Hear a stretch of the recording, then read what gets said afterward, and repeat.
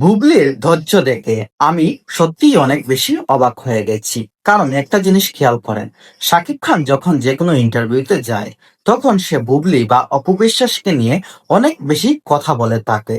কিন্তু বুবলির একটা জিনিস খেয়াল করলাম, তার ধৈর্য শক্তি অনেক বেশি। কারণ অপু বিশ্বাস শাকিব খানের কথার উত্তর দিয়ে থাকেন সবসময় সোশ্যাল মিডিয়াতে, কিন্তু স্বপ্ন বুবলি কখনোই শাকিব খানের কোনো কথার উত্তর রিপিট করেন না। কারণ সে শাকিব খানকে অনেক বেশি সম্মান করে। কারণ শাকিব খান তার ছেলের বাবা। আর শাকিব খানের হাত ধরেই তিনি সিনেমা জগতে এসেছেন। আর স্বামী হিসাবে শাকিব খানকে অনেক বেশি শ্রদ্ধা করেন। সেই দিকে অপবিশ্বাস কিন্তু উল্টোটা। শাকিব খান যদি অপবিশ্বাসকে নিয়ে কোনো মন্তব্য করে থাকেন, সেটা অপবিশ্বাস সাথে সাথেই ফেসবুক যোগাযোগ মাধ্যমে তার উল্টো পোস্ট বা উত্তর দিয়ে থাকেন।